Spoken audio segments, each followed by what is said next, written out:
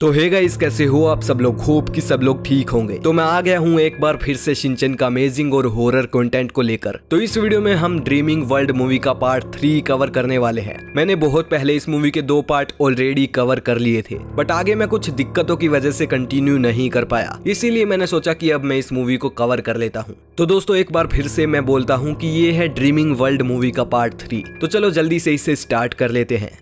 तो इसके पिछले पार्ट में हमने देखा था कि कजामा को साकी पर शक होने लगता है, और जो सब भी कासुकाबे के लोगों के साथ हो रहा है, यानी कि अजीब सपने का आना और साकी का कोई ना कोई कनेक्शन है। इसीलिए कजामा साकी को बोलता है कि क्या हम लोग तुम्हारा घर चेक कर सकते हैं। इसके बाद साकी का पास्ट दिखाते हैं, जिसमें उसकी मोम एक भूत बन जाती है और अपनी बेटी यानी कि साकी को मारने की कोशिश करती है। तो इसके बाद अब इस पार्ट को शुरू करते हैं। तो साकी को उसकी मोम ऑलमोस्ट मार ही देती है। इतने में हमें दिखाया जाता है कि ये साकी का एक भयानक सपना होता है और उसके डैड उसे नींद से उठा देते हैं, और साकी को भी पता लगता है कि ये एक सपना था। उसके डैड बोलते हैं कि तुमने सोते वक्त इस हेलमेट को क्यों नहीं पहना। साकी कहती है कि मैं भूल गई थी। फिर उसके डैड कहते हैं अगर तुम ये नहीं पहनोगी तो तुम्हारे सपने तुम्हें मार डालेंगे। इसके बाद साकी उस हेलमेट को पहनकर वापस सो जाती है। दूसरी तरफ शिनचैन और बाकी सब उस अजीब से सपने में ही होते हैं। कजामा, शिनचैन और नैनी एक ट्रक में बैठे होते हैं, और उसे चलाते हुए कजामा देखता है कि सभी बच्चों की सपनों की एनर्जी चुराई जा रही है। और कजामा एक दिल जैसी चीज को देखता है और कहता है कि शायद इस चीज में सभी बच्चों की सपनों की एनर्जी को रखा जा रहा है। इतने में उनके पीछे साकी के टॉयज पड़ जाते हैं और वो लोग ट्रक को लेकर वहां से भागने लगते हैं। और तभी उन्हें एक जगह पर साकी दिखाई देती है, और साकी के फादर भी।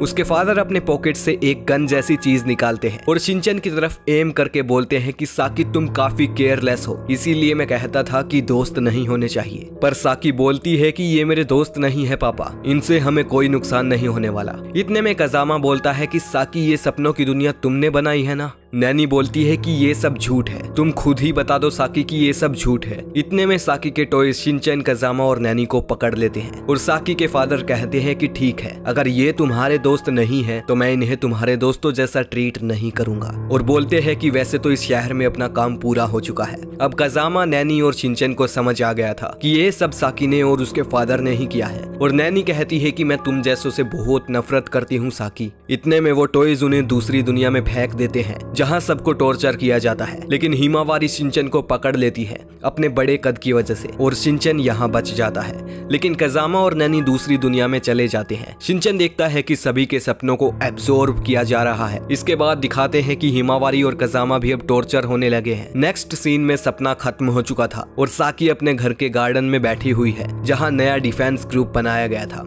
इतने में वहाँ शिनचैन आता है और बोलता है मेरे साथ कोई भी नहीं आया तो मैं अकेला ही आ गया। वैसे नैनी तुमसे बहुत ज्यादा गुस्सा है। साकी बोलती है कि ये अपना डिफेंस ग्रुप भी एक अच्छे सपने की तरह ही है, लेकिन मैं कभी भी अच्छे सपने नहीं देख सकती, इसीलिए मेरे डैड ने ये मशीन बनाई है जिससे वो मुझे प्रोटेक्ट कर सके। ये मशीन बाकी लोगों की एनर्जी को छीन लेती है, और इसने इस टाउन के सभी लोगों की एनर्जी को छीन लिया है। तो अब हम इस टाउन को जल्दी ही छोड़कर किसी और टाउन में चले जाएंगे। उसके बाद सभी के सपने नॉर्मल हो जाएंगे। फिर शिनचैन बोलता है कि नहीं, तुम नहीं जा सकती, क्योंकि अगर तुम चली गई तो एक बार फिर से तुम अकेली पड़ जाओगी। और बोलता है कि तुम्हें ठीक करने में मैं मदद करूंगा। ये सुनकर साकी थोड़ी इमोशनल हो जाती है और बोलती है कि मेरे सामने ये फजूल की बातें मत करो, और रोने लगती है। यहाँ ये सीन खत्म होता है और दिखाते हैं कि साकी शिनचैन के साथ उसके घर चली गई है, और शिनचैन के मोम डैड को भी सब पता लग गया है। दूसरी तरफ साकी के डैड भी उसे लेने आ रहे होते हैं, जो कि काफी ज्यादा गुस्से में होते हैं। शिनचैन की मोम बोलती है कि साकी अब तुम क्या करोगी। साकी बोलती है कि अब मैं किसी को दुखी नहीं करना चाहती, और ना ही मेरे डैड को निराश करना चाहती हूँ। असल में मुझे तो ये पता ही नहीं कि अब करना क्या है। शिनचैन बोलता है कि मैंने बोल दिया, मैं तुम्हारी मदद करूंगा तो करूंगा। शिनचैन बोलता है कि हम बाकू को ढूंढेंगे और वो तुम्हारे डरावने सपनों को खत्म कर देगा।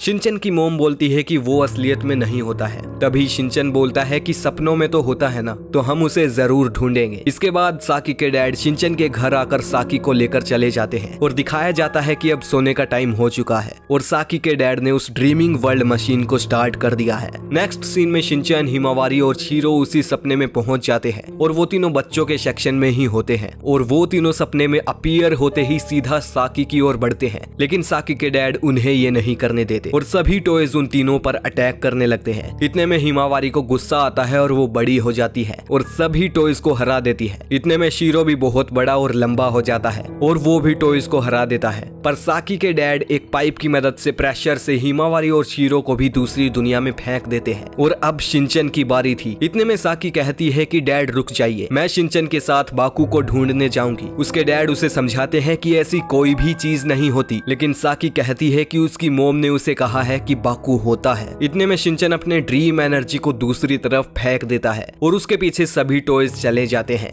इतने में साकी शिनचैन की तरफ भागने लगती है और शिनचैन के साथ दूसरी दुनिया में चली जाती है। इसके बाद शिनचैन और साकी का क्या होगा वो तो आपको पता चलेगा इस वीडियो के अगले पार्ट में। अगर आप नेक्स्ट पार्ट देखना चाहते हो इस वीडियो का तो इस वीडियो को लाइक करके चैनल को सब्सक्राइब कर लो एंड कमेंट कर दो कि हमें अगला पार्ट चाहिए। सो वेल यार, फिलहाल मैं चलता हूँ और मिलता हूँ आप लोगों से किसी और दिन किसी और वीडियो में। तब तक के लिए गुड बाय।